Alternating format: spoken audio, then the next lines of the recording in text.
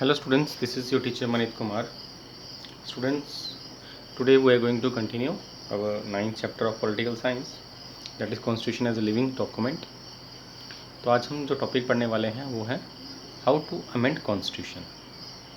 Students, इसमें कुछ important चीज़ें दी हैं कि कॉन्स्टिट्यूशन को हम कैसे अमेंडमेंट उनमें ला सकते हैं, मतलब कैसे उसमें चेंजेस ला सकते हैं. तो पॉइंट वाइज पढ़ेंगे इसको. Constitution must be amended if so required, but it must be protected from unnecessary and frequent changes. Student, जैसे आपको पता है कि हमने अभी पढ़ा था पिछले लेक्चर्स में भी कि हमारा कॉन्स्टिट्यूशन क्या है, एक लिविंग डॉक्यूमेंट. ये एक रिजिड के साथ साथ फ्लेक्सिबल भी है. ठीक है, मतलब इसमें कुछ ऐसी चीज़ें हैं जिसे हम चेंजेस नहीं कर सकते हैं, और कुछ ऐसी चीज़ें हैं जो टाइम के अकॉर्डिंग उसमें चेंजेस होनी चाहिए. तो it is both static and flexible. ठीक है, तो अब इसमें क्या लिखा गया कि कॉन्स्टिट्यूशन मस्ट बी अमेंडेड.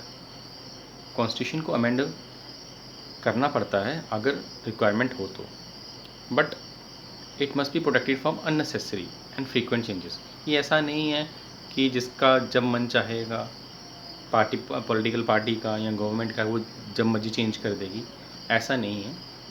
इसमें कुछ प्रोविज़न्स हैं जो फॉलो करने पड़ते हैं कॉन्स्टिट्यूशन में कोई बदलाव करने के लिए.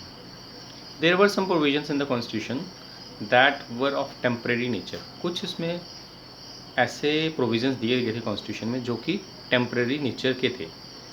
ठीक है, and it was decided that these could be altered later on once the new parliament was elected. अब उन्होंने डिसाइड किया था कि कुछ इसमें ऐसे चेंजेस हैं जो क्या हैं, टेम्परेरी हैं. ठीक है, जिनका टेम्परेरी नेचर है, और जब दूसरी गवर्नमेंट बनेगी, नेक्स्ट वाली इलेक्शंस होंगे, फिर से पार्लियामेंट बनेगी, तो वो चाहे तो वो चेंज कर सकती है इसमें. ठीक है, इसमें कोई उनका ज़्यादा कुछ रिक्वायरमेंट नहीं थी. ठीक है,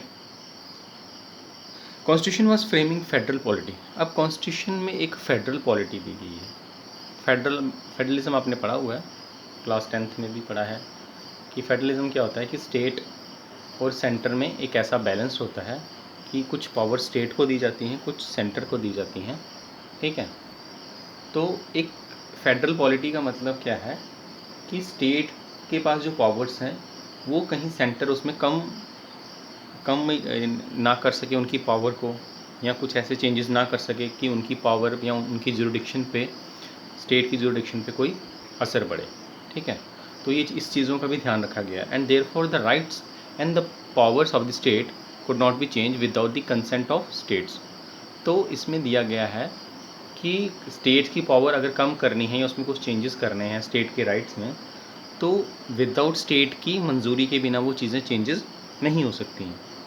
ओके, अब लिखा है हाउ टू अमेंड कॉन्स्टिट्यूशन, कि कॉन्स्टिट्यूशन को हम कैसे अमेंड कर सकते हैं, मतलब उसमें कैसे बदलाव ला सकते हैं.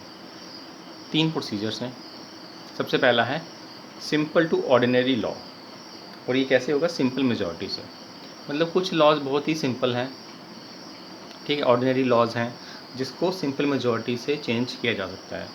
ठीक है, तो अब सिंपल मेजॉरिटी क्या होती है? सिंपल मेजॉरिटी होती है कि पार्लियामेंट में जितने भी मेंबर्स बैठे हैं उनका 50% से ज़्यादा अगर मेंबर्स एक चीज़ पे सहमत होते हैं कि इसको चेंज करना है, तो वो सिंपल मेजॉरिटी से चेंज हो जाता है. मतलब 50% से एक मेंबर अगर ज़्यादा एग्री करता है, 50 प्लस 1 पर्सन 1 मेंबर अगर वो एग्री करता है उस बात पे कि इसको कोई चेंजेस लाने चाहिए, तो वो ऑर्डिनरी लॉ में हम चेंजेस ला सकते हैं बाय सिंपल मेजॉरिटी. अब सेकंड नंबर पे क्या है, special majority in both houses. अब स्पेशल मेजॉरिटी क्या होती है कि 2/3 मेजॉरिटी, मतलब कि आपके पास 2/3 जो मेंबर हैं वो उस पर एग्री करेंगे, तो ही वो इन बोथ हाउसेस, राज्यसभा और लोकसभा दोनों में, तभी वो चेंजेस लाए जाएंगे. ठीक है, मतलब कह सकते हैं कि अगर 100 मेंबर्स बैठे हैं तो उसमें 2/3 हो जाएंगे 66 से ज़्यादा, मतलब अगर 67 मेंबर्स अगर किसी बात पे एग्री करते हैं तो वो चेंजेस कॉन्स्टिट्यूशन में लाए जाएंगे. और लास्ट जो है वो है special majority plus legislature of half the states.